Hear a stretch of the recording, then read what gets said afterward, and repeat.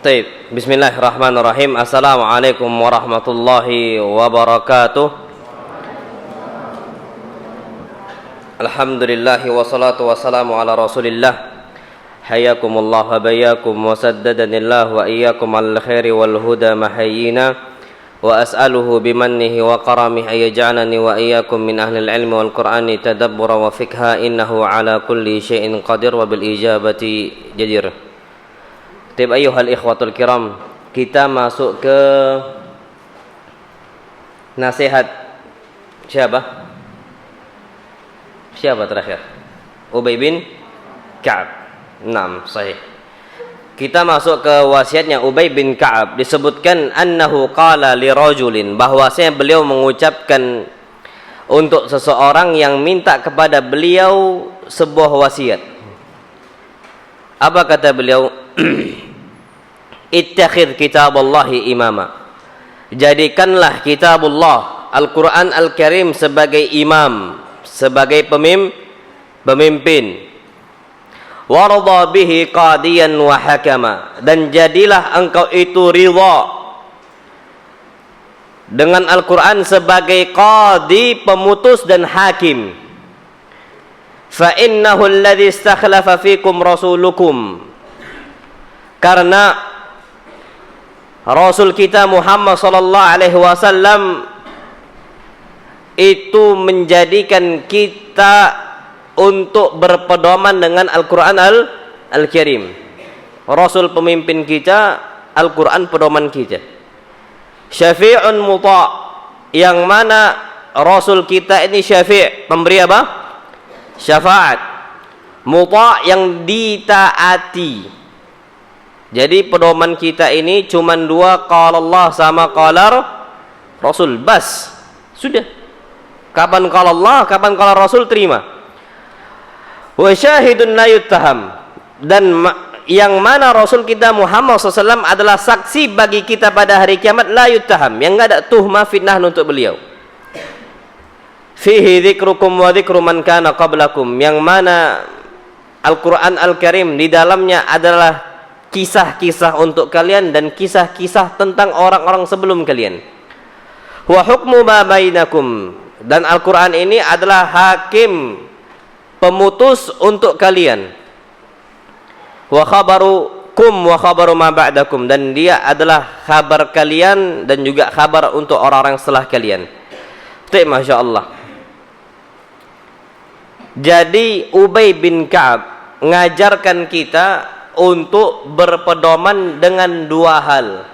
Inilah yang sering kita dengar dengan ucapan para ulama, qala Allah qala Rasul, qala Allah qala Rasul, bukan qala ustaz, bukan qala kiai, bukan qala syekh. Kalau seandainya syekh mengatakan, kita bisa terima, tapi harus di cross check, ada enggak hujahnya dari qala Allah sama qala Rasul. Kalau nggak ada, sudah. Kadang-kadang Masya Allah, qala Fulan mengatakan hukum ini haram. Kenapa? Ucapannya berlandaskan dengan qala Rasul, tapi ternyata hadisnya hadis apa? Dhaif. Hatta Imam Syafi'i rahimahullah, beliau mengatakan, idza ra'aitum qawli yukhalifu qawla Rasul, kalau seandainya kalian melihat kondisi ucapan saya bertentangan dengan ucapan Rasul, fadribuhu alal haid, buang ucapan saya kemana? Ke dinding. Nggak usah dianggap, sudah. Itu Imam Syafi'i, apalagi ucapan ana. Makanya wallahi walhamdulillah, ana tuh paling tidak suka ta'assub. Ta'assub, fanatik apa? Buta. Ana itu tidak pernah ngajak jamaah ana ke barisan ana, tidak pernah. Hur, haula'i hur, mereka itu bebas. Antum sering ikut kajian ana, tapi seandainya antum mendapatkan kesalahan di ana, buang kesalahan itu. Ana nggak pernah paksa. Antum hur, semua itu ada hujahnya dan dimintai pertanggungjawabannya oleh siapa? Allah Subhanahu wa taala. Dan itu harus seorang muslim. Harusnya seorang apa? Muslim. Dia nggak ngajak kepada diri dia sendiri. Dia nggak ngajak kepada hizb dia. Sekarang kan orang-orang tuh Masya Allah banyak sekali yang ngajak kepada golongannya, kelompoknya, alirannya. Engkau bukan aliran kami, engkau bukan organisasi kami, nggak bisa gabung. Itu ada. Bahkan Masya Allah, ini ada ikhwan cerita, Ustaz, sampai masjid itu ditulis, masjid ini milik organisasi ini, Salaf Wahabi nggak boleh masuk. Masya Allah, Salafi Wahabi nggak boleh apa? Masuk. Diklaim masjid ini milik siapa? Milik organisasi ini dan itu disebutnya. Ditempel. Salafi Wahabi nggak bisa masuk kata dia.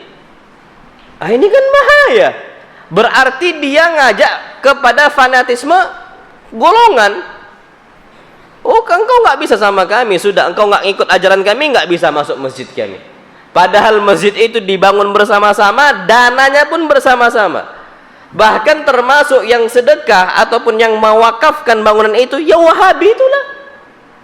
Salafi maksudnya. Bukan apa? Bukan Wahabi. Tapi kan atas tuduhan mereka kan gitu. Wahabi itulah yang bangun. Tapi nggak bisa. Ini terjadi. Nah, kalau kita lah, pedoman kita kalau Allah, kalau Rasul, kalau Allah, kalau Rasul, kalau Allah, kalau Rasul, selesai. Makanya Masya Allah Tabarakar Rahman, banyak sekarang orang-orang itu mendahulukan pendapat seseorang dibandingkan pendapat Nabi kita Muhammad Sallallahu Alaihi Wasallam, mendahulukan pendapat kiainya di hadapan pendapat atau ucapan Allah Subhanahu wa Ta'ala. Wallahi banyak. Contoh, Allah Subhanahu wa Ta'ala berfirman. Syuf. Allah berfirman dalam Al-Qur'an Al-Karim, "Ud'uni astajib lakum." Kalian cukup minta sama saya, aku kabulkan doa kalian. Apa kata sebagian orang? Jangan langsung doa sama Allah. Jangan langsung minta sama siapa?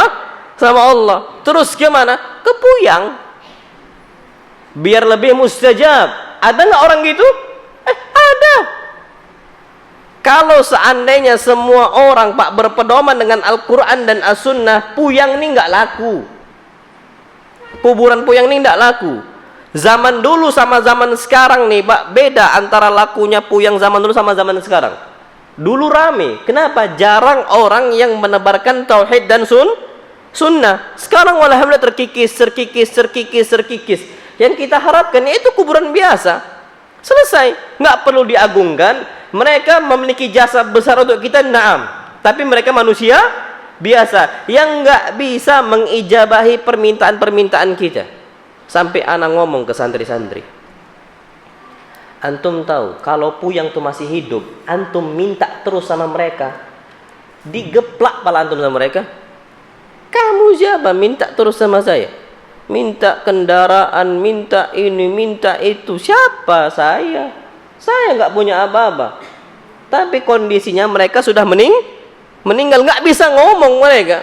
Tapi kalau seandainya mereka masih hidup, kesal dimintain terus. Itulah beda kita dengan Al-Khaliq, Allah Subhanahu wa Ta'ala. Kapan kita dimaintain terus, Pak? Ngamuk kita, kesal. Antum terus, ana minta terus sama antum. Pak, gini. Jangankan minta, minjem duit. Pak, apa?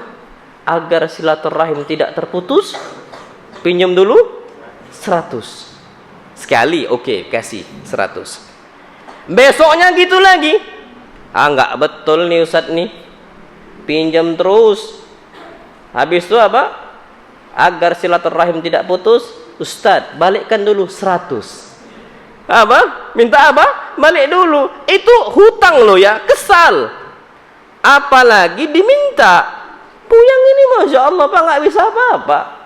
Naam sahih. Nah, kenapa kita nggak jadikan Al-Quran ini sebagai hakam? Ada yang mengatakan, kita pakai wasilah, tawassul dengan mauta, dengan orang yang sudah meninggal. Tapi Allah sendiri mengatakan dalam Al-Quran, nggak perlu pakai apa? Wasilah, nggak perlu pakai perantara. Langsung minta sama saya, langsung. Sudah. Cukup kalau Allah sama qalar Rasul. Berarti kalau ada Pak Ustaz yang ngomong pakai tawassul, berarti sudah. tinggalkan. Karena yang ngomong nggak perlu tawasul siapa? Allah SWT. Tawasul dengan orang yang meninggal loh ya, tawasul syirki ataupun tawasul bid'i, bukan tawasul yang masyru'. Tawasul ada yang masyru', Pak. Tawasul dengan amal soleh bisa, tawasul dengan nama Allah bisa, naam sahih. Tapi tawasul dengan orang yang sudah mati nggak pernah diajarkan oleh Allah Subhanahu wa taala dalam Al-Qur'an dan juga oleh Rasul dalam hadis-hadis beliau sallallahu alaihi wasallam. Berarti apa? Jadikan ucapan Allah sama Rasul sebagai pemutus bagi kita. Contoh lain, warisan. Banyak enggak yang tengkar gara-gara warisan? Banyak enggak? Banyak. Jangankan bertengkar warisan, saling bunuh pun apa? Ada. Gara-gara warisan. Kenapa mereka itu enggak pakai pedoman Al-Qur'an dalam apa? Dalam surat An-Nisa. Yang mereka pakai sudah hukum kita. Hukum kita, Pak, likulli ra'sin ra'yun. Setiap kepala ada pendapatnya masing-masing. Kalau suka-suka kita, oh ana sukanya sekian dapatnya, oh fulan dapatnya sekian. Beda nggak itu? Beda. Masya Allah. Maka di sini kata para ulama, sudah berpedoman dengan kalau Allah, kalau Rasul. Kan sudah dapat, oh anak laki-laki dapat sekian, anak perempuan dapat sekian, dan seterusnya, orang tua dapat sekian dan sebagainya. Sudah, nggak bakal bertengkar. Ana sering juga dapetin pertengkaran sebab rumah tangga loh ya, pertengkaran rumah tangga sebabnya harta suami, harta istri, harta suami. Enggak. Harta istri, harta siapa? Istri. Naam sahih. Itu kezaliman paling besar. Akhirnya, Pak, Masya Allah, kapan harta suami, harta istri, suami mau sedekah nggak bisa. Karena dia merasa itu harta siapa? Istri. Suami mau bangun masjid tertahan, suami mau sedekah ini, sedekah itu nggak bisa, tertahan. Nanti pada puncaknya kapan suami meninggal, orang tua suami nggak dapat warisan. Orang tua suami nggak dapat apa? Warisan. Kenapa? Harta gono gini diambil semuanya, Masya Allah, sama istri. Oh, harta suami, harta anak, sudah. Harta gono gini, Pak, nggak mau dikasih kepada ahli waris yang hak sama dia. Makanya ana sering sampaikan apa susahnya jadikan firman Allah sama sabda Rasul sebagai apa? Hakaman pemutus. Kalau ternyata sudah ditetapkan oleh Rasul harta suami, harta istri, sudah nggak bakal ribut abadan selama-lamanya. Ana bukti wallahi, Pak, ana buktinya ini ana sendiri, Pak. Ana nggak pernah campur adukkan harta ana dengan istri. Dan istri ana nggak berani ngambil harta ana sedikit pun. Dan kapan anak mau sedekah, istri anak nggak pernah larang. Dan kapan istri anak mau sedekah, anak nggak pernah larang. Sama sekali, nggak pernah, Pak. Dan kami tenang dengan kondisi itu. Naam sahih. Istri anak, wallahi Pak, kerja ngajar dia di pondok pesantren. Dapat amplop nih, nggak pernah anak buka. Tabu bagian anak buka, aib bagiannya. Nggak mau anak buka. Anak simpan di lemari. Ketika istri anak waktu itu di Medan pisah 4 bulan, dapat cuti, tapi tetap dapat gaji, alhamdulillah, dari pondok. Nggak pernah pakai, Pak, anak tabung. Kata istri anak, Bang, adik butuh uangnya, bisa nggak ditransfer? Barulah anak buka, anak masukkan ke dalam rekening setor tunai, baru anak transfer ke istri anak. Sebelumnya, Pak, nggak mau, tabu bagian anak buka, aib. Karena memang perintah Allah, perintah Rasul, harta suami, harta istri, wallahi nggak bakal bertengkar, Pak. Nggak bakal. Bahkan disebutkan dalam hadis yang sahih, Nabi kita Muhammad SAW bersabda, Masya Allah, la tunfik imra'atun min baiti zawjiha syai'an. Tidak boleh seorang wanita, seorang istri mengeluarkan sedikit pun harta dari suaminya, dari rumah suaminya, kecuali izin siapa? Suami. Ini sering ana sampaikan. Kenapa, Pak? Karena kondisi banyak orang bertengkar dan ngadu. Gimana solusinya? Gimana sekarang? Gimana? Ana sampaikan sudah. Kenapa nggak dijadikan? Coba antum panggil istri antum sekarang. Kita diskusikan secara agama. Kita diskusikan, sampaikan hadis. Kalau nggak tahu istri antum nggak bakal bisa. Harus dipanggil. Kita sampaikan hadis baru nerima. Terbukti, Pak, Masya Allah, ada salah satu ikhwan pakai konsep itu yang dulu nggak pernah dia pakai. Dia ini ada usaha kuliner, ikhwan kita dia para pemulih rumah makan. Pakailah konsep itu. Ketika itu anak kasih tahu, dikasih tahu juga ikhwan yang lain. Akhirnya apa? Dia coba, Ustaz, anak coba datangin ke istri, anak coba. Akhirnya anak kalkulasikan mana harta anak, mana harta istri. Dan apa kata beliau? Wallahi Ustaz, anak rasakan tenang, betul-betul tenang setelah konsep itu anak pakai. Kenapa? Mereka jadikan Al-Quran sama hadis sebagai apa? Sebagai pemutus. Sekarang anak mau nanya Pak sama antum. Sekarang kalau antum, Pak, harta suami milik siapa? Harta suami. Antum gajian yang megang siapa? Siapa? Bahkan ada ATM yang dipegang sama siapa? Istri. Astaghfirullahaladzim. Astaghfirullah. Disebutkan oleh Ibnul Jauzi rahimahullah, wanita tuh Pak, kapan mendapati harta suami sedikit, dia menghinakan. Ini wanita awam lo ya, beda sama wanita yang sudah ngaji. Tapi kapan banyak, dipalak. Dapat bonus nih, lebaran. Mana? Naam sahih. Tapi kapan sedikit, ya Allah bang, kerja apa di kantor kok sedikit? Mana seserannya? Astagfirullahaladzim. Itu terjadi.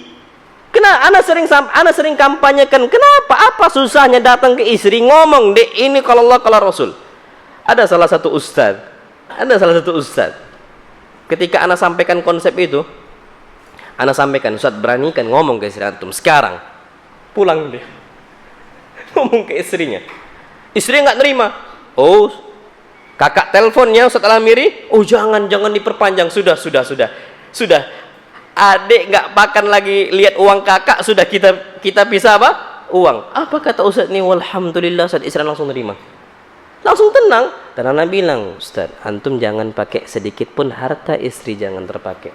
Kapan antum pakai? Terhitung hutang. Hutang wajib di istilahnya diganti. Dan seterusnya. Itu Pak, kalau sudah kita jadikan ini kalau Allah kalau Rasul sebagai hakaman, sebagai apa? Pemutus. Wallahi tenang hidup. Antum mau cari apa kondisi sekarang? Kalau antum sudah jadikan, kan ada sunnah yang dari Nabi, selesai. Petunjuk Nabi apa di situ? Petunjuk Nabi, selesai. Kita nggak akan capek-capek Pak untuk bingung mencari jalan keluar. Apalagi contohnya?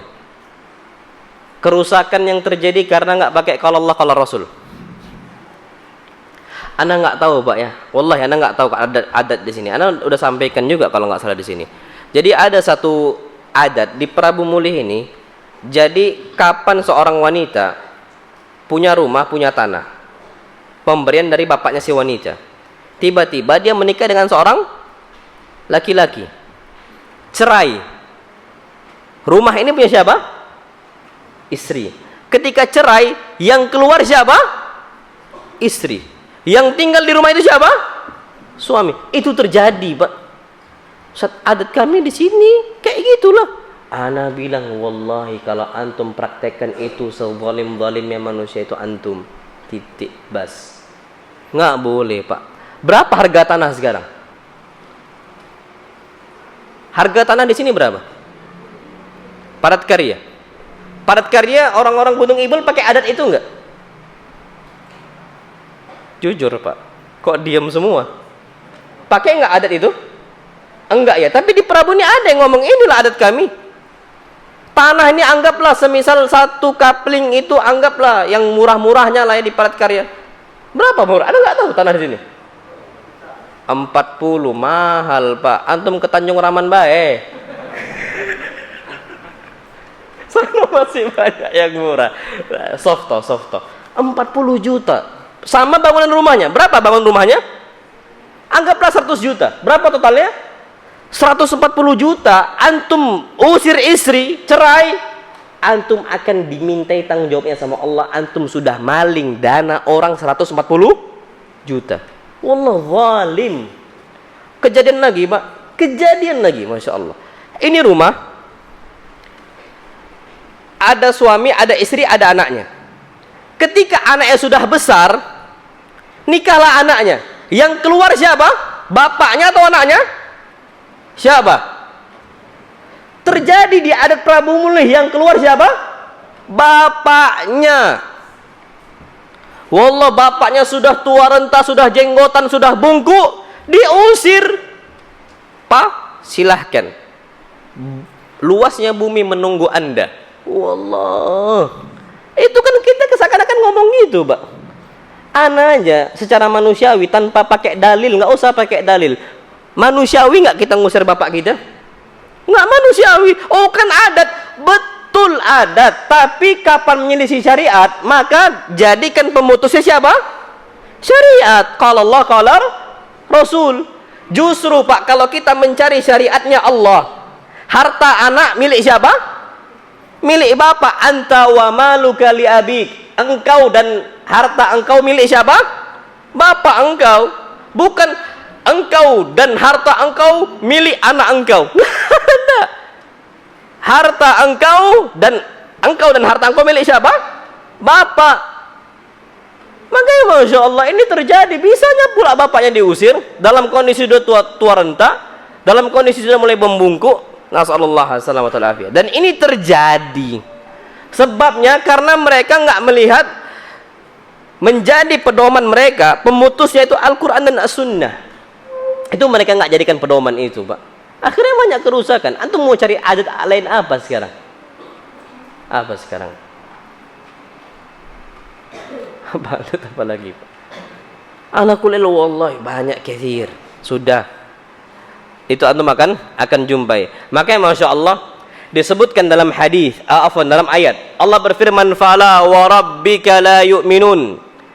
Maka demi Tuhan Rabb engkau, demi Rabb engkau, demi Tuhan engkau, la yu'minun, mereka enggak bakal beriman, hatta yuhaqqimuka fima syajara bainahum, sampai mereka jadikan engkau wahai Muhammad sebagai hakim antara mereka. Jadi hadis Nabi ini apa? Hakim. Bukan hadis Nabi, oh nanti dulu hadis. Kita enggak pakai hadis, enggak.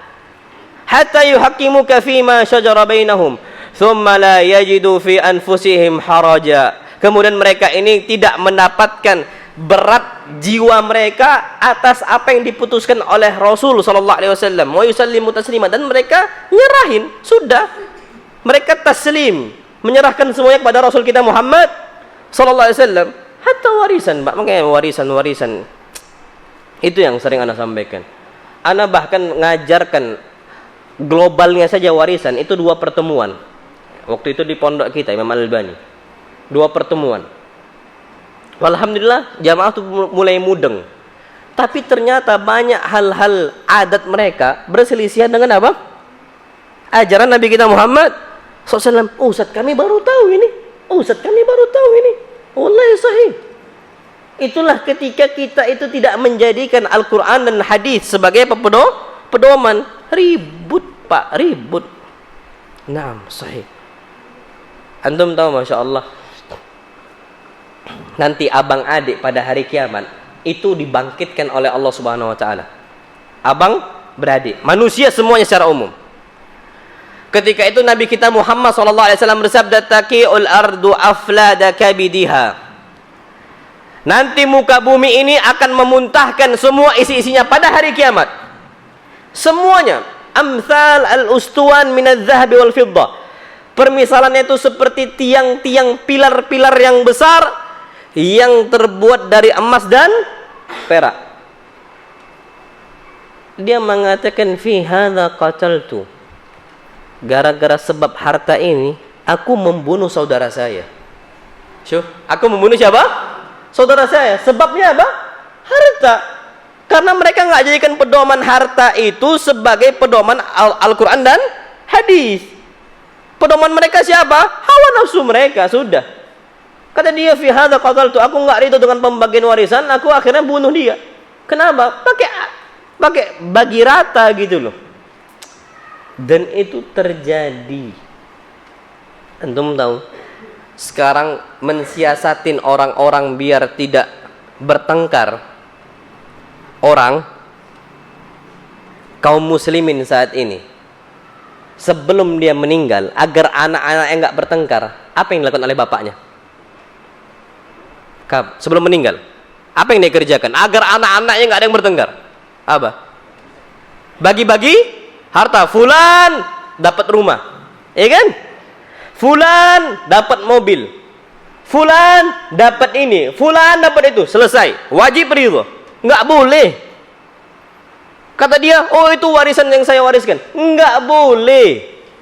Nggak ada ceritanya warisan dibagikan sebelum meninggal, sebelum mati. Ada. Jatuhnya itu hibah. Apa hibah? Hadiah. Dan hadiah ini wajib sama nominalnya. Wajib apa? Sama. Fulan dapat tanah. Beda kadang-kadang harganya dengan harga mobil. Wajib sama. Hibah tuh harus sama. Kalau warisan harus sesuai dengan apa? Anjuran Allah Subhanahu wa taala. Faridatan minallah, kata Allah. Ini kewajiban yang Allah tetapkan dalam Al-Qur'an Karim. Warisan. Kalau sebelum itu dibagikan, oh ini dapat ini, oh dapat itu, harus rata. Terus gimana? Jual semuanya, mobil jual, rumah jual, semua jual, berapa nominalnya, bagi rata boleh? Boleh. Jatuhnya apa? Hibah. Dan itu nggak sembarangan dalam Islam. Antum tahu, masya Allah, pernah kejadian gara-gara main perasaan lo ya, Nabi nggak ridho, nggak jadikan hadis sebagai pedoman. Jadi ketika itu Nu'man ibn Bashir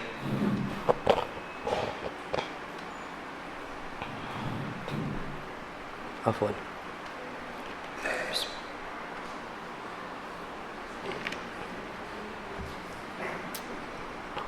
Jadi ketika itu Nu'man ibn Bashir dia mengatakan, inna abi nahalani arda. Sesungguhnya bapak saya ngasih saya sebidang tanah. Nu'man itu punya banyak saudara. Bashir ini punya beberapa anak. Tapi yang dikasih tanah cuma siapa? Nu'man. Apa alasan bapaknya? Karena Nu'man ini yang paling taat sama saya. Karena Nu'man yang paling baik sama saya. Pakai perasaan. Pakai apa? Perasaan. Nggak pakai kalau Allah, kalau Rasul. Ternyata apa kata ibunya Nu'man?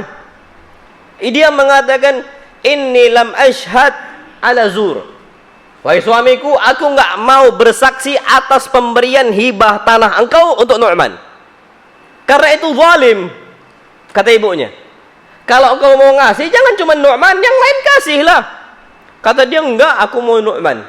Oh sudah. Kalau gitu aku nggak mau bersaksi sampai engkau datang kepada Rasul minta fatwa. Apa jawaban beliau? Datanglah si Bashir nih, Pak. Betul-betul semangat pengen ngasih tanah kepada siapa? Nu'man. Apa kata Rasul kita Muhammad SAW? Ya Bashir, wahai Bashir, apakah engkau memberikan tanah kepada seluruh anak-anak engkau? Qala la. Enggak. Yang aku kasih cuman si Nu'man.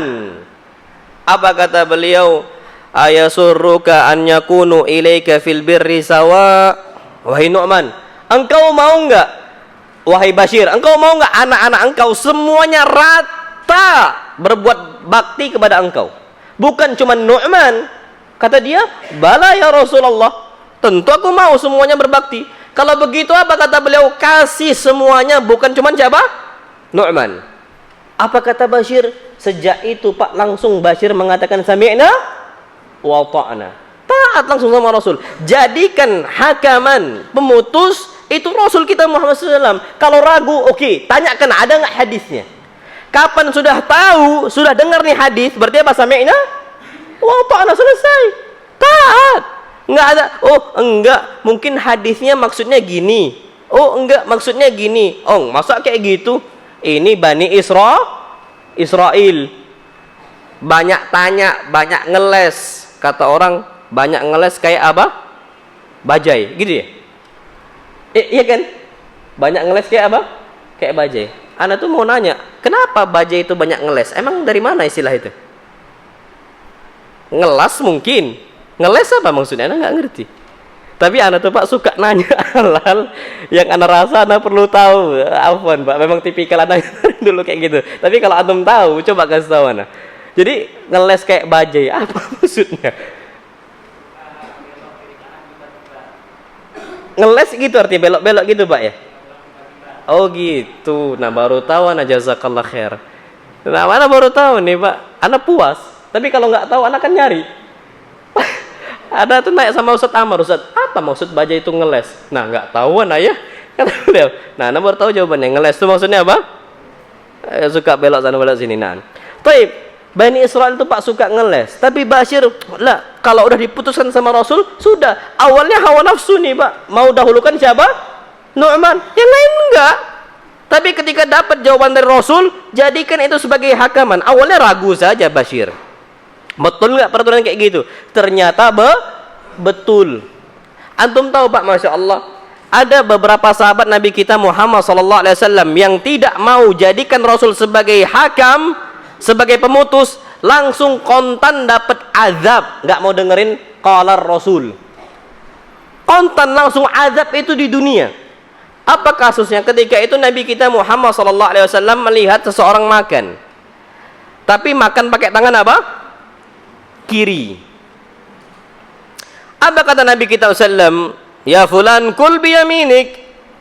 Engkau fulan, makanlah pakai tangan kanan. Dia ngeles kayak bajai tadi. Dia ngomong, la astati, aku nggak bisa. Dibilang lagi sama Rasul, kul biyaminik, coba makan pakai tangan kanan. Lagi-lagi dia mengatakan, la astati, aku nggak bisa. Apa kata Nabi kita Muhammad SAW? Lastata'ta, selama-lamanya engkau nggak bakal bisa. Apa kata para sahabat? Ternyata tangannya itu nggak bisa diangkat ilafi sampai ke mulutnya, lumpuh, kontan, lumpuh. Langsung dapat adab dari siapa? Allah Subhanahu Wa Taala. Makanya masuk anak, apa susahnya jadikan Rasul ini sebagai hakam? Kenapa kok antum sulitnya, Masya Allah? Anda nggak tahu apa yang dipikirkan benak kita sehingga kita buang nih kalau Rasul nih kita buang tuh, Anda nggak tahu apa penyakitnya. Anda sampai ngomong ya, Masya Allah.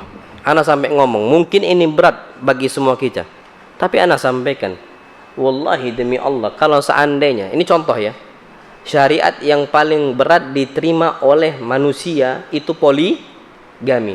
Anda sampai ngomong, kalau seandainya abah ana yang poligami, ana yang akan menyaksikan dan ana yang akan ngasih mau'izah. Dan kapan putri ana yang dipoligami, ana akan mengatakan sabar dan nggak boleh ganggu gugat.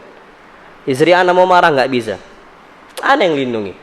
Tapi kenapa? Kalau Rasul yang mengatakan, Pak, tiba-tiba kita mengatakan, poligami boleh untuk orang lain, tapi nggak boleh untuk bapak kita.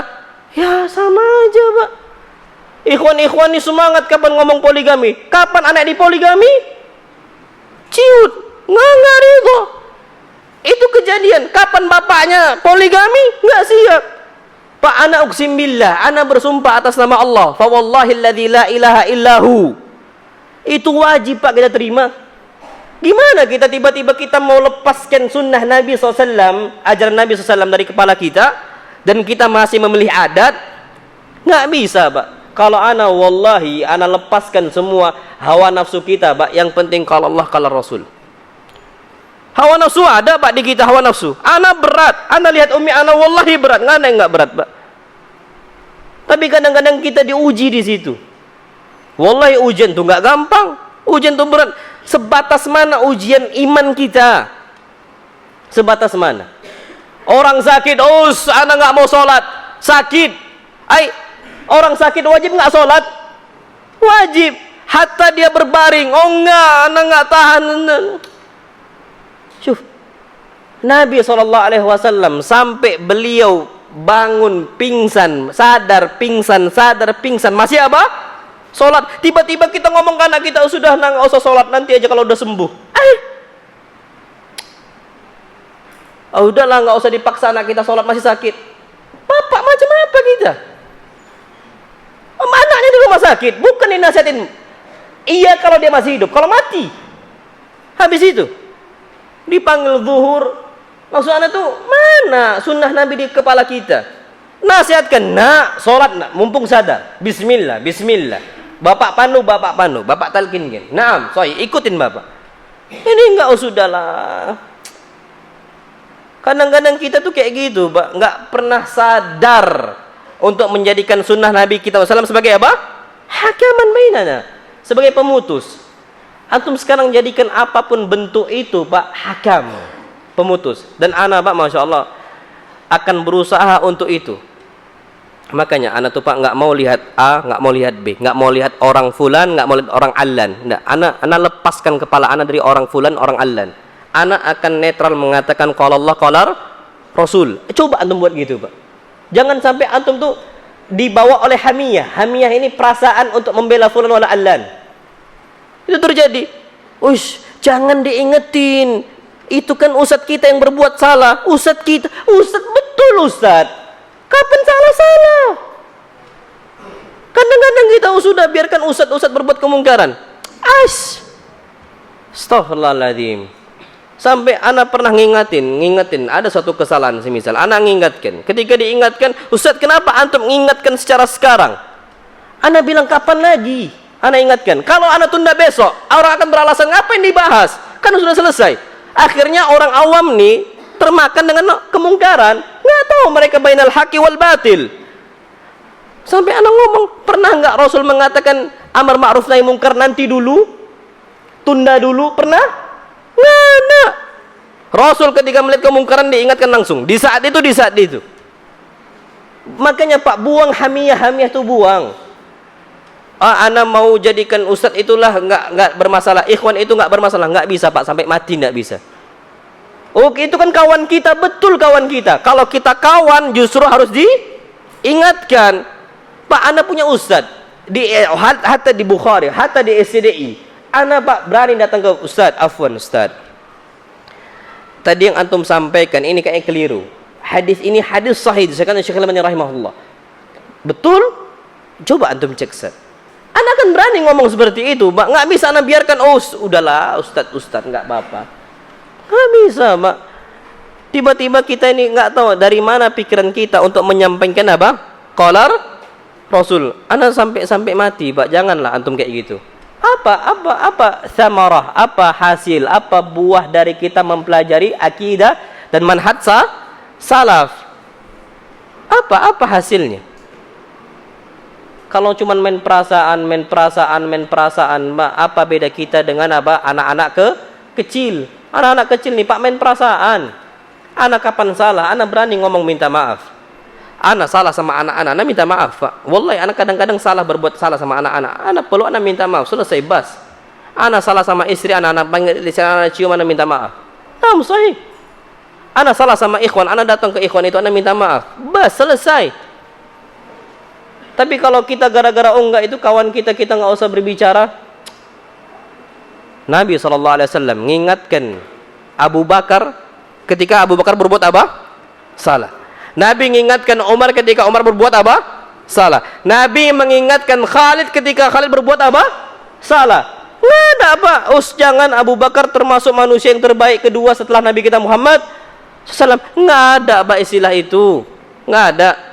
Makanya coba jadi orang tuh mutajarrid lil haq. Mutajarrid lil haq ini kata para ulama, kita itu memang melepaskan diri kita dari hal-hal yang mengotori jiwa kita untuk mengikuti Al-Quran dan hadis. Itu penting Pak untuk kita ketahui. Naam. Adzan belum? Belum ya? Jam berapa itu? Kok ada suara-suara? Taib. Contoh gini Pak, ana itu hobi baca. Ana hobi baca di kantor, hobi. Ana tuh Pak, kapan istri ana nggak ada, ana tuh di kantor tuh kayak santri semua tahu. Ana itu paling cepat pulang jam 1 malam. Selama 4 bulan istri ana nggak ada, karena ana hobi baca. Ana baca, ana telah, gitu aja kerjaan ana. Tapi kapan istri ana pulang, Bang, janganlah lama-lama di kantor jam 11. Sekarang Mbak, karena itu hak istri. Ana jam 11 pulang, bahkan jam 10 udah pulang. Tapi bacanya di mana? Di rumah. Kita pindahkan lokasinya, tapi kerjaan tetap sama. Kenapa? Hadis Nabi. Nggak bisa kita paksakan istri. Enggak deh, kita harus belajar nuntut ilmu dimanapun kita berada. Nggak bisa. Kenapa? Karena Nabi bersabda, inna li zaujika 'alaika haqqa. sesungguhnya engkau ini wajib menunaikan hak untuk siapa? Istri. Dan bahkan di kitab Al-Wajiz pun dikatakan seorang suami tidak boleh begadang malam di luar tanpa ada keridhaan siapa? Istri. Kalau sesekali boleh, tapi kalau sampai seterusnya maka zalim kita kepada istri. Anak ngomong, "Na'am, Dik. Insyaallah nanti kalau udah selesai abang baca, yang penting-penting nanti abang pulang." Kayak jam 10 sekarang udah pulang, jam 11 pulang. Tapi kapan istri anak anggaplah semisal pergi lagi, semisal naudzubillah jangan sampai sengsara kita, Pak. Ini contoh saja. Anak, Pak, wallahi anak nggak akan pulang sebelum jam 1. Jam 1 anak duduk baca. Baca. Kau sudah hobi. Nanti pulang nggak ke rumah, Pak, ke masjid. Tiap malam anak di masjid. Tiap malam. Kenapa? Anak sukanya di masjid rumah Allah. Nggak pernah anak pulang di rumah. Istri anak nggak ada. Seneng, Pak. Anak lebih cinta rumah Allah dibandingkan rumah sendiri. Naam sahih. Selama 4 bulan tanya santri, tahu mereka semua. Balik anak kemana? Bukan ke rumah, kemana? Masjid. Rumah anak ya masjid. Balik pulang anak ke masjid. Tidur di masjid. Sama siapa? Sama santri. Yang ngelonin biasa istri, sekarang siapa? Santri. Software. Nah, sahih. Tapi anak senang itu, Pak. Tapi kalau hawa nafsu, sudahlah rumah aja. Rumah saja. Abu Hurairah belum pernah nikah. Kondisinya ketika Abu Hurairah sendiri melajang, di mana tidurnya? Di masjid sama ashabus suffah. Kapan sudah menikah? Baru sama istrinya. Nah, antum yang masih lajang tidur di mana? Ada ikhwan kita yang masih lajang, takut enak. Nah, hatta antum ditinggal oleh istrinya, datanglah ke masjid. Ustaz, masjid IC tutup. Cari masjid lain. Masjid pondok kita buka. Kalau ini kan bahaya, Pak, kalau ditutup, apalagi pinggir apa? Masjid bahaya, kota infak hilang. Ada CCTV? Enggak ada, ngeri lah. Memang harus ditutup. Tapi kalau antum mau tidur sama kami, fadhol. Ahlan wa sahlan. Terbuka. Tapi itu istilah saja, Pak. Kalau kita mau pakai hawa nafsu, sudah, Pak, mau enak terus hidup kita. Tapi lihat coba pengorbanan Rasul gimana terhadap agamanya. Gimana pengorbanan para sahabat terhadap agamanya. Enggak pernah malas-malasan, Pak. Mereka tahu ini sunnahnya Rasul, sunnahnya Rasul, sunnahnya Rasul. Selesai. Itu patokan kita semua. Na'am, wallahu alam bisawab. Itu yang mau ana sampaikan, Pak, dalam kondisi ini. Dan ini nasihatnya siapa? Ubay bin Ibn Ka'ab. Jadi pedoman kita, yang jamin kita itu Rasul. Adat nih, Pak, nggak bisa jamin kita masuk ke dalam apa? Surga. Yang bisa jamin kita masuk ke surga siapa? Allah sama Nabi kita Muhammad sallallahu alaihi wasallam. Apa kata Nabi? Man ata'ani dakhalal jannah wa man 'asani faqad aba. Kalian kalau taat sama saya, enggak ngikutin kata fulan, kata allan, apa kata beliau? Dakhalal jannah, dia pasti masuk ke dalam apa? Surga, dijamin sama Rasul. Tapi kalau dia ngikut yang lain, faqad aba, dia enggan masuk ke dalam apa? Surga. Berarti patokannya sudah itu saja, sudah selesai. Jadi patokan kita ini dijamin oleh Allah sama oleh Nabi. Kalau kita ngikutin keduanya, kita akan masuk ke dalam apa? Surga. Namullah alam yusab. Ini yang dapat anda sampaikan. Fadhal, azan dulu, kita lanjutkan badal azan. Fadhal.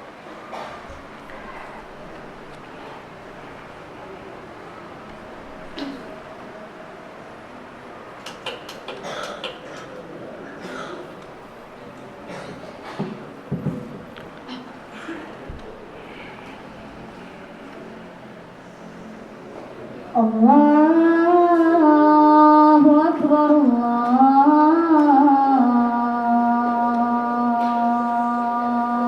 Akbar.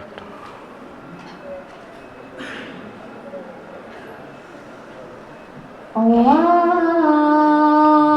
Akbar,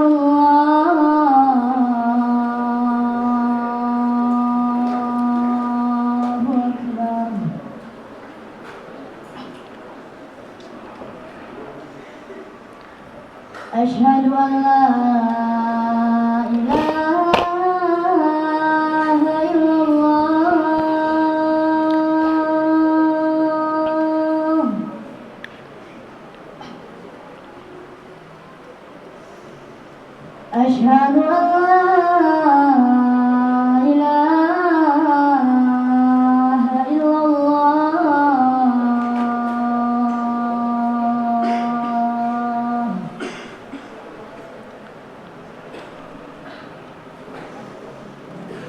أشهد أن محمدا رسول الله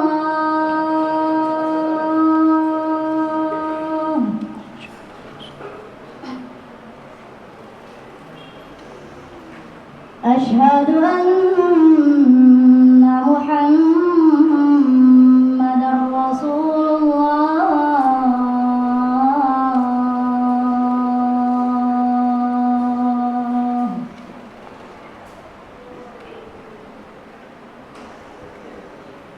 حي على الصلاة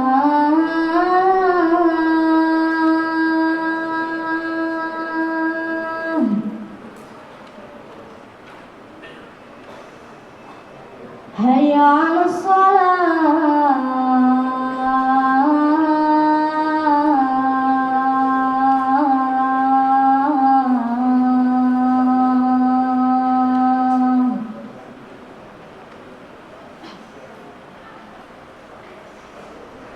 حي على الفلاح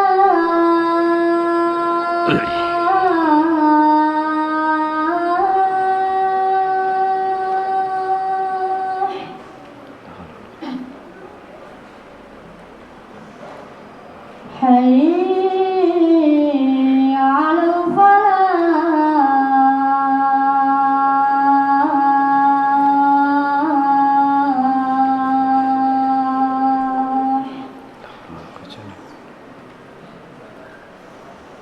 الله أكبر الله أكبر لا إله إلا الله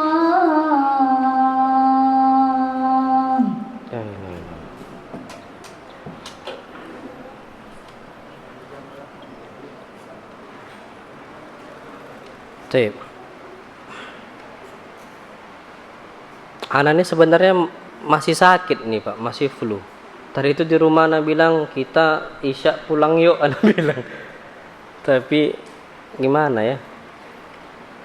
Nah, anak itu masih sakit tadi itu. Kemarin sakitnya, cuman tadi pagi dipaksa juga main sepeda. Tambah sakit. Ngulang. Insyaallah. Ada pertanyaan nggak? Kalau nggak ada kita tutup nih.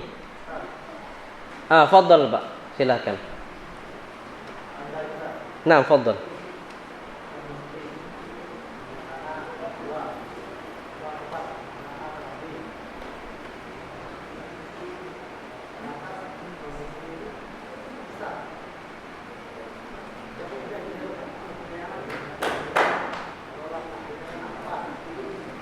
Gimana Pak, coba ulang. Ada suami istri. Punya 2 tempat. Oh, tanah 2 tempat. Nah. 2 kapling. Nah. Suami istri ini pisah. Nah. Nah. Dia 4. Nah.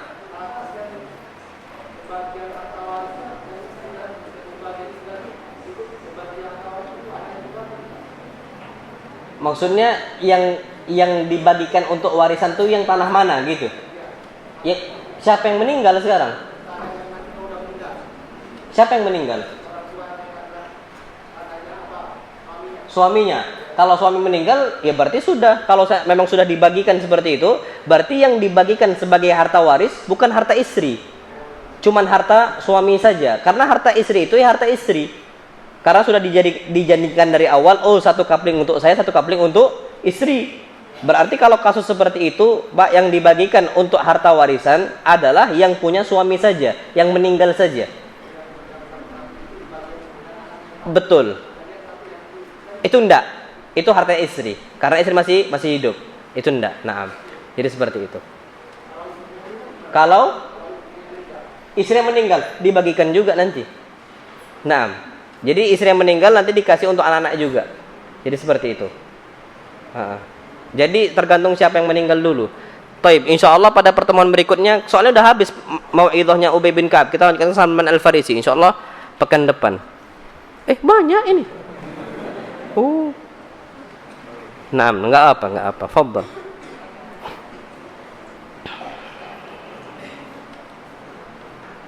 Ustaz, Afan mau bertanya di luar tema, apakah mahram laki-laki dan wanita yang statusnya saudara tiri? Syukran. Saudara tiri itu gimana maksudnya? Coba. Saudara tiri. Saudara seibu kah? Anda nggak paham nih. Saudara sebapak kah? Atau anak bawaan ibu kita? Ibu maksudnya ibu baru lo ya.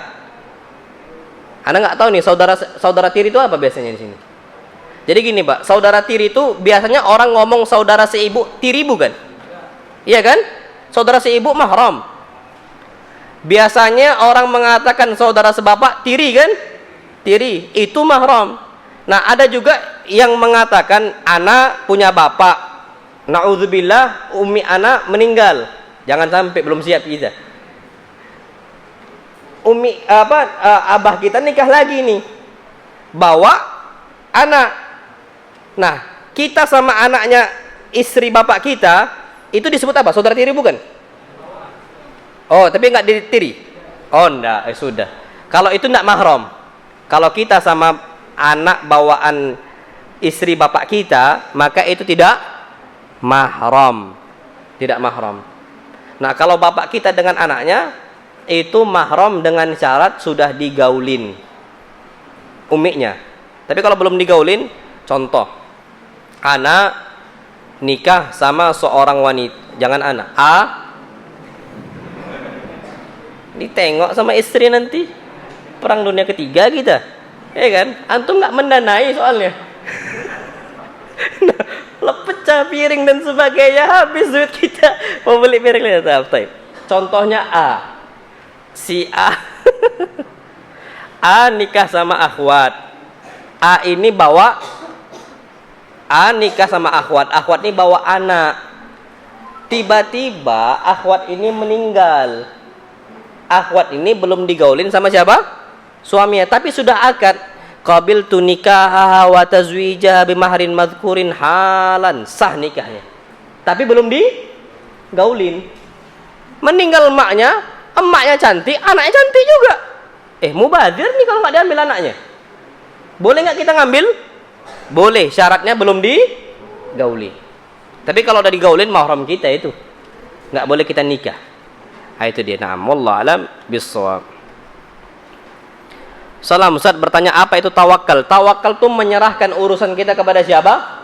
Allah. Jadi kita dalam konsep hidup itu ikhtiar dulu, berbuat dulu. Mau ujian, belajar dulu. Bisa nggak bisa, serahkan kepada siapa? Allah. Itu tawakal. Jualan juga sama. Usaha dulu, bismillah. Kapan ternyata laku, alhamdulillah. Kapan nggak laku, ya alhamdulillah. Itu konsep seorang muslim. Ikhtiar dan tawakal. Ikhtiar, tawakal. Ikhtiar, tawakal. Ikhtiar, tawakal. Santri, nahu susah. Coba dulu.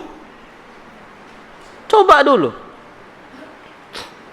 Apa pelajaran paling susah? Anak sudah nanya kalau nggak salah di sini. Apa kata santri? Matematika. Betul susah. Karena dia dari awal mengatakan matematika apa?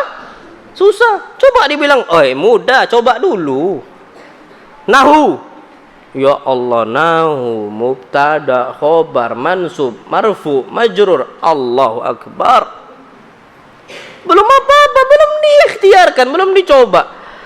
Dibuka belajar bahasa Arab oleh Ustadz bersama Ustadz Fulan. Aduh, bahasa Arab. Paling nanti saya tereliminasi. Betul. Tengoklah. Karena dia belum coba. Bismillah, tekadkan dulu, ikhtiar, tawakal habis itu.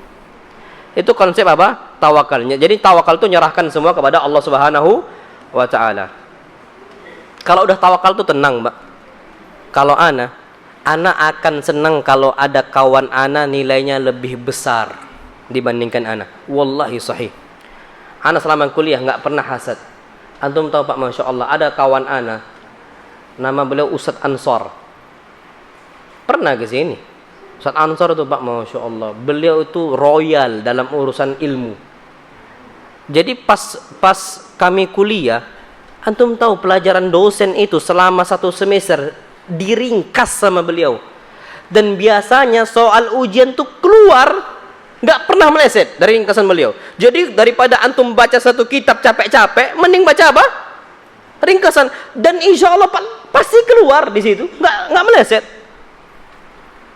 Beliau bagikan, antum kalau mau ambil catatan ana, antum fotokopi, nanti ba'da maghrib kasih ke ana mau belajar.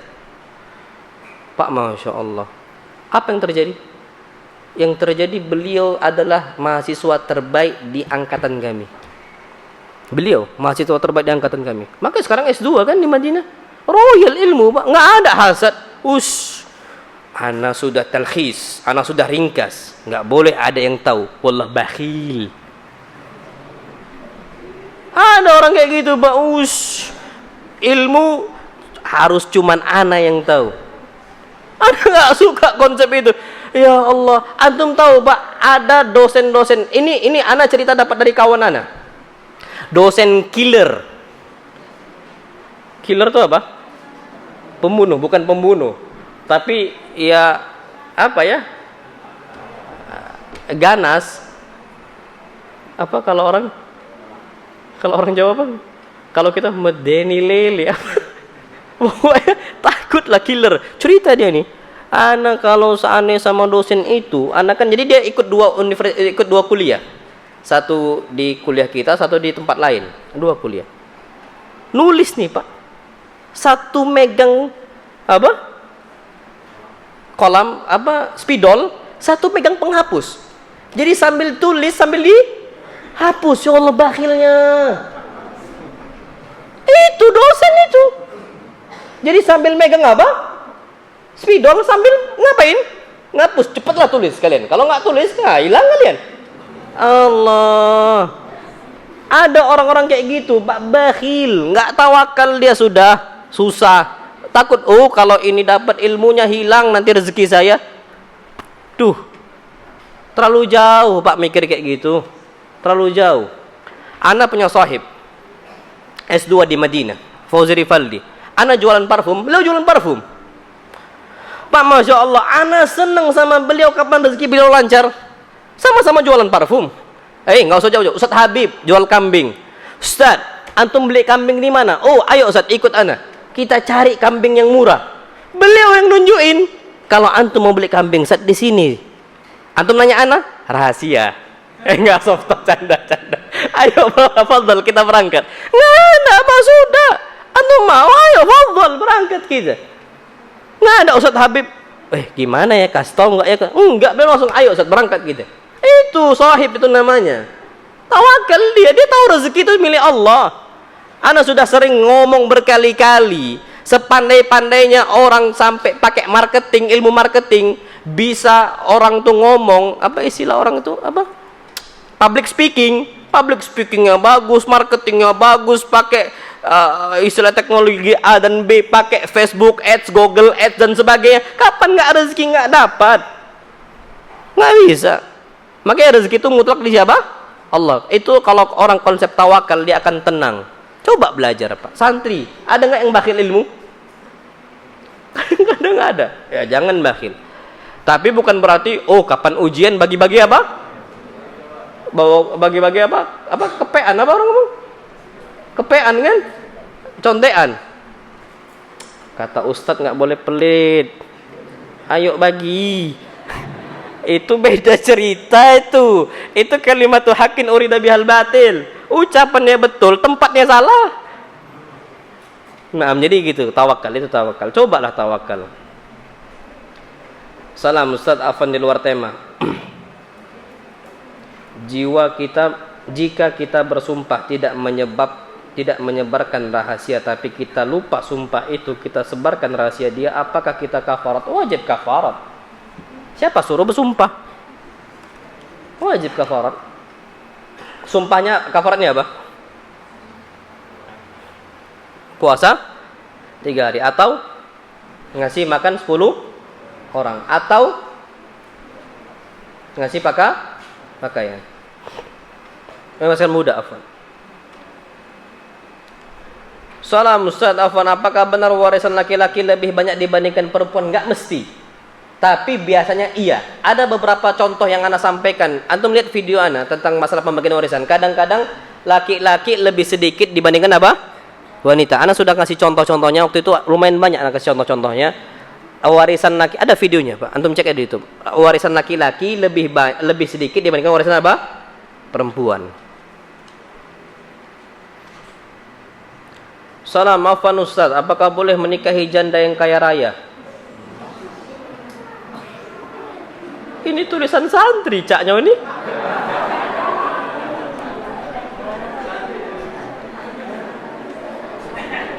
Tip, Khadijah, janda atau gadis? Antum nyari janda mana? Coba kasih tahu rahasianya. Khadijah apa, janda atau gadis? Oh, janda. Kaya raya enggak? Kaya raya. Loh, kan yang dicari memang kaya rayanya. Disebutkan tunkahul mar'ah li arba', wanita dinikahin karena 4 hal. Salah satunya liha, karena apa? Hartanya fulus. Pak, dakwah kita dibantu. Antum butuh apa? Mas, antum butuh apa? Butuh ini. Fadhal, ambil. Itu kalau kaya. Kayak Khadijah. Wahai suamiku, kau butuh apa? Butuh ini, butuh itu. Ambil. Itu apa? Kaya raya. Jadi boleh enggak? Boleh lah. Nabi antum nikahi janda kaya. Istri pertama beliau janda kaya. Makanya cari wanita yang kaya, tapi yang beragama. Kapan kaya tak beragama enggak usah, tinggalkan.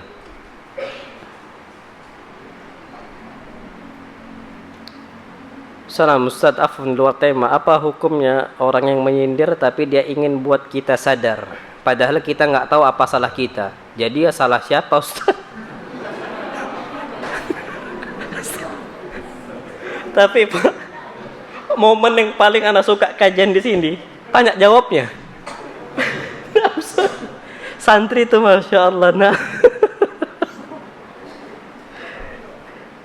Masya Allah.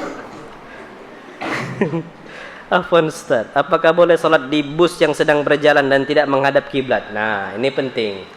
Antum kapan safar, sholat sunnah itu boleh di atas kendaraan. Nabi SAW sholat sunnah di atas onta, tanpa menghadap kiblat, Tapi sholat apa? Sunnah. Adapun sholat wajib, maka termasuk syarat sahnya sholat wajib kita adalah istiqbalul kiblah, menghadap kiblat. Kapan enggak menghadap kiblat enggak sah, karena termasuk syarat. Terus gimana kalau kita sedang safar? Antum sedang safar, antum cek. Ini contoh. Antum naik bis. Antum sekarang berada di pelabuhan Lampung. Apa? Bakauheni, Merak. Bakauheni ya? Mana? Bakauheni. Taib. Antum masuknya siang. Antum dari di bus nih dari Palembang sampai Bakauheni siang nih, masih siang. Naiklah antum kapal. Antum di bus boleh nggak sholat? Nggak boleh sholat wajib. Di kapal nggak boleh sholat wajib karena di kendaraan nggak tahu kiblatnya kemana. Taib. Antum harus kira-kirakan. Kalau seandainya kita turun dari feri di Merak masih dapat waktu sholat di asar, maka kita wajib sholat di waktu asar. Wajib sholat di waktu asar. Itu dia. Jangan sampai antum enggak di mobil boleh, enggak boleh. Wajib di waktu asar. Tapi seandainya kalau antum turun dari kapal feri lewat waktu asar, sudah masuk waktu maghrib, maka wajib antum sholat di atas kendaraan. Tapi wajib berdiri loh. Karena rukun sholat apa? Berdiri. Rukun sholat, Pak, termasuk rukun sahnya sholat itu wajib apa? Berdiri. Terus gimana? Berdiri. Antum bisa nggak berdiri sholat di bus? Bisa nggak antum? Bisa. Berdiri aja. Ustaz Arifin Badri ngomong, antum kapan sholat di kereta? Antum nggak berdiri, nggak sah sholat antum. Karena antum mampu untuk apa? Berdiri. Kalau nggak mampu berdiri, maka duduk. Kereta api kan Pak nggak ada belok-belok kayak gini. Mana ada dia zigzag, rata lah. Nggak bakal ada insya Allah kapan pakai seat belt. Nggak ada nggak kereta api seat belt? Nggak ada. Apa? Seat belt? Safety belt? Seat belt. Nggak ada apa? Seat beltnya. Sudah, berdiri wajib. Kapan nggak mampu berdiri baru apa? Duduk. Itu kata, makanya Ustaz Syafiq juga ngomong seperti itu. Dan bahkan bukan Ustaz kita saja, para ulama mengatakan rukun sholat itu apa? Berdiri. Jadi seperti itu. Jadi boleh di atas kendaraan, boleh. Untuk sholat sunnah, sholat wajib nggak boleh. Tapi kalau seandainya pasti terlewat, maka wajib di kendaraan tadi, tapi wajib berdiri. Contohnya antum umroh. Umroh ini cepet pak. Antara sholat ini ke sholat itu tuh cepet sekali. Karena perbedaan ya waktu. Makanya antum kapan turun ke tempat tujuan jet lag. Ya jet lag pak. Karena memang beda perbedaan antara waktu kita sampai dengan waktu asal kita. Nah itu kan memang terjadi perbedaan. Terlalu cepat perubahan sholat waktu sholat. Maka antum wajib sholat di waktu itu. Tapi apa? Tapi wajib berdiri. Na'amullah alam bisawab. Salam Ustaz, izin bertanya, apakah jika Palestina merdeka akan terjadi kiamat? Allah alam, mana nggak tahu. Ada nggak hadisnya? Anda nggak tahu. Coba tanya ke yang lain. Salam Ustaz, izin bertanya di luar tema, apa benar Palestina? Minta sama. Anda nggak tahu. Siapa tahu ada hadisnya. Antum coba tanya.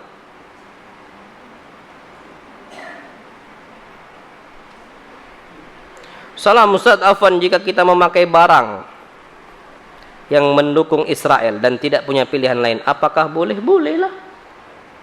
Tapi kalau bisa itu suatu hal yang darurat bagi kita.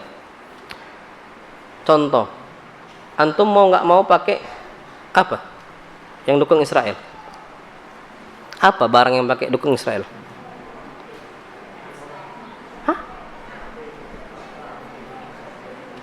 Barang-barang. Tip makanan. Kalau bisa kita cari makanan yang lain, jangan makan paksa McD. Ini syarat saja. Ana nggak tahu pak ya. Ana makan di McD. Kata istri Ana, abang nggak tahu kan? Abang ini sama saja gini. Ana bilang. Tapi ada loh pernyataan mereka, Indonesia tidak terikat dengan McD di Israel. Apa kata istri Ana? Salah nggak bang kalau abang ihtiyat jaga-jaga? Oh iya. Sudah, Ana nggak pernah lagi. Nggak pernah lagi. Masih banyak makanan Padang. Rendang tuh pak, nggak kalah nikmat dibandingkan McD. Antum mau nyari ngapain maksa pak? Ngapain maksa? Antum nggak lihat di bombardir itu, nggak lihat? Kecuali antum butuh apa semisal? Ada tablet merek Apple, ada tablet merek Xiaomi, pilih Xiaomi. Ini Xiaomi nih pak. Di Xiaomi antum ceklah mapnya. Itu masih ada Palestina, Israel nggak ada. Antum cek Huawei. Jadi di pondok kami itu pak, ustadz-ustadznya ada tablet. Ana punya tablet untuk dakwah, Ustadz Habib juga ada untuk dakwah. Ana Xiaomi, Ustadz Ammar Huawei, Ustadz Habib Huawei. Dicek mapnya pak, memang betul Israel nggak ada. Yang ada apa? Palestina. Sekarang antum cek pak di Google Map, ceklah di Google Map. Palestina ada? Antum buka aja Siri, Apple itu Siri. Jam berapa sekarang di Palestina? Nggak dijawab dia. Palestina kota yang tidak saya ketahui. Cari. Kalau dihapus sama dia. Maksud anak, kenapa nggak nyari yang lain? Toh juga bisa kita bekerja dengan hal yang sama. Apalagi contoh yang lain? Kopi. Antum ngapain maksa Starbucks? Toh juga ada Furi. Ngapain maksa apa lagi? Banyak pak sekarang pilihan. Kayak gini pak. Ada market Cina, apa contohnya? Sebelahnya ada market Muslim. Pak Ana akan berangkat ke Muslim, ngapain maksa ke Cina? Cino, kalau Cino Muslim berangkat. Enggak, maksudnya yang kafir, yang mungkin menghinakan Islam dan sebagainya, ngapain maksa? Ana cuma dikasih tahu, bang, ini loh bang, ini enggak lihat. Anda baru tahu, sudah dinasihatin sama istri, Anda tinggalkan. Nggak lagi pakai. Tapi kalau Ustadz, tidak ada yang Anda rasakan es krim yang lebih enak daripada McFlurry. Boleh nggak Anda ke McD? Boleh. Boleh. Karena memang antum bukan mau niat bantu apa? Israel, cuman mau merasakan apa? Es krimnya. Cuman kalau antum bisa ke Mixue, kenapa nggak ke Mixue? Mixe. Kenapa nggak ke Mixe? Nah, ala kulal gitulah. Coba Pak, kata Syekh Utsman Al-Khamis mengatakan, kita nggak mengharamkan produk-produk itu, nggak mengharamkan. Cuman ada kaidah dalam Islam, al-imtina ani syai'i lil maslaha. Kita tidak mengambil satu hal gara-gara ada maslahat. Jadi kita nggak mengharamkan. Suatu saat nanti Palestina sudah merdeka, makan lagi McD, fadhol, makan lagi. Tapi kalau kondisi saat ini, Pak, ya anak kecil dibantai. Pak, kalau memang dipanggil sama Jokowi berangkat semua, berangkat anak, Pak. Asli. Antum bisa ngeker. Nanti turun dari pesawat di bandara jedar. Berangkat kita. Tapi karena kondisi kita nggak mampu, sudah kan tinggal tunggu panggilan waliul amr, sudah urusan waliul amr. Jadi Pak, kita nggak mengharamkan produk itu, tapi kita itu kalau seandainya memang ada pilihan lain yang muslim, kenapa nggak pilih yang muslim? Itu dia, itu ringkasnya. Gini aja lah Pak, ada ikhwan jualan sembako, ada toko kafir jualan sembako, antum ke ikhwan atau ke kafir? Ikhwan, sudah, itu kan sudah paham. Kita nggak mengharamkan antum beli di toko kafir, enggak. Cuman kan kalau ikhwan itu kan dipakai untuk sholat, dipakai untuk apa, kebaikan sedekah masjid, kenapa enggak? Itu contoh saja. Nah, itu kata Syekh Utsman Al-Khamis. Syekh Utsman Al-Khamis ini murid Syekh Albani rahimahullah. Tentang Syekh Albani rahimahullah, beliau mengatakan wajib boikot. Wajib boikot Syekh Albani. Antum tahu daging Bulgaria? Jadi Bulgaria waktu itu antum ceklah di YouTube, ada kasus masalah dengan kaum muslimin. Bulgaria. Apa kata Syekh Albani rahimahullah? Walaupun daging yang mustawrad yang diimpor dari Bulgaria disembelih dengan cara Islami, tetap wajib boikot kata beliau. Buka fatwa Syekh Albani rahimahullah. Pertama, Syekh Ibnu Utsaimin juga sama, wajib. Nanti Anda sebutkan fatwa-fatwa yang Anda bawakan. Syekh Ibnu Utsaimin. Kemudian Syekh Nasir Al-Barrak juga sama, Abdurrahman Al-Barrak. Wajib kata mereka untuk boikot. Tapi kalau Anda tunggu dulu. Anda nggak berani ngomong itu. Tapi Syekh Albani ngomong wajib. Kasus Bulgaria waktu itu. Beliau katakan fatwanya jelas, Pak. Dan bahkan banyak Syekh Utsman Al-Khamis juga mengatakan yang sama. Tapi kalau ana Pak, walaupun nggak sampai kita itu mengharamkan untuk membeli produk mereka, tapi kenapa kita nggak pilih yang muslim? Itu intinya. Nah,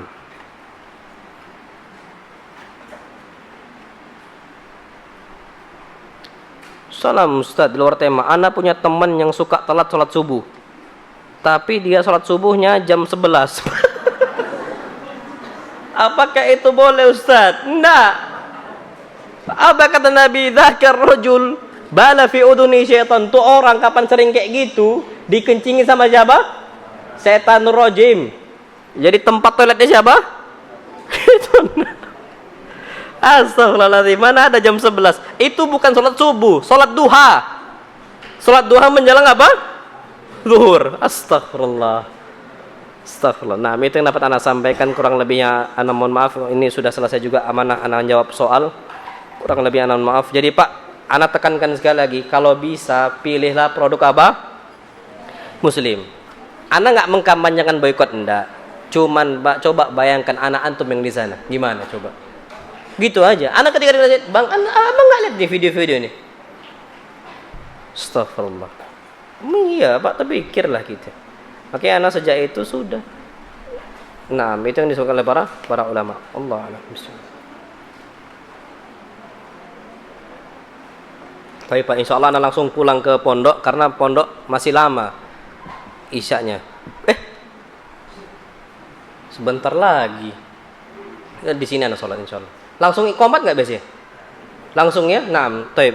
Kalau bisa langsung qomat. Kurang lebih mohon maaf. Wassalamualaikum Muhammad subhanakallahumma bihamdika asyhadu an la ilaha illa anta astaghfiruka wa atubu ilaik. Assalamualaikum warahmatullahi wabarakatuh.